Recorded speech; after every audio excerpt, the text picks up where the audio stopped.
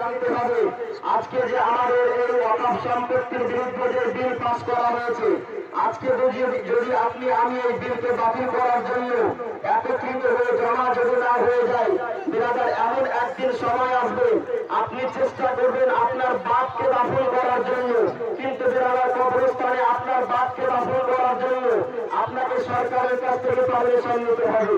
এমন একদিন সময় আসবে যে আপনি চেষ্টা করবেন মসজিদে নামাজ পড়বো, কিন্তু বিরাদার আপনার গ্রামের মসজিদে আপনার তালা লাগিয়ে দেওয়া হবে। আপনি চেষ্টা করবেন ঈদগাহে নামাজ পড়বো, কিন্তু আপনার ঈদগাহে তালা লাগিয়ে দেওয়া হবে। বিরাদার ইসলাম, আজকে আপনি কি করবো, আজকে আমরা কি করবো বিরাদার? আজকে আমাদেরকে এটাই করতে হবে, এই বিল বাতিল করার জন্য আমাদেরকে আন্দোলন চালিয়ে যেতে হবে।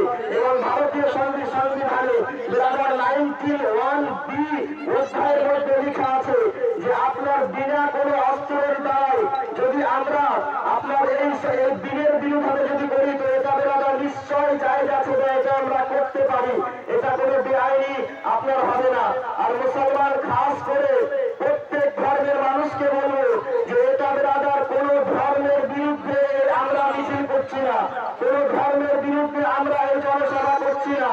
বিরাদার ইসলাম, এটা আমাদের একটাই কারণ যে আমাদের যে ওয়াকফ সম্পত্তি আছে, এই সব ওয়াকফ সম্পত্তির ব্যাপারে যদি আজকে আমরা আন্দোলন না করি, বিরাদার ইসলাম ভবিষ্যতে এই যে বিজেপি সরকার মুসলমান আজ থেকে আপনি 2014 আগে ইতিহাস দিয়ে দেখুন, 2014 আগে মুসলমান একটা থালিতে, মুসলমান এবং হিন্দু একটা থালিতে বসে খেত, এক জায়গায় উঠত, এক জায়গায় বসত, এক জায়গায় ঘুরত।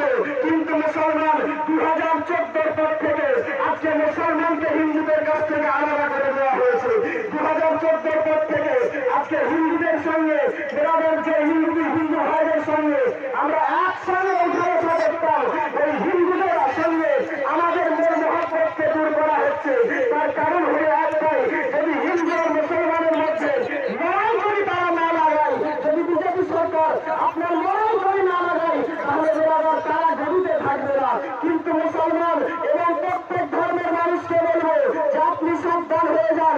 আজকে মুসলমানদের সম্পত্তির উপরে আক্রমণ করা হয়েছে, আগামীতে আপনাদের সম্পত্তির উপরে আক্রমণ করা হবে না, এর কোনো গ্যারান্টি নাই। বিরাদার ইসলাম এবং প্রত্যেক মুসলমানকে বলবো আপনি ইতিহাস উঠিয়ে দেখুন, সাহাবায়ে কিরামের আদর্শে উঠিয়ে দেখুন, রাসূলুল্লাহ আপনার সাহাবায়ে কিরামকে যেই সময়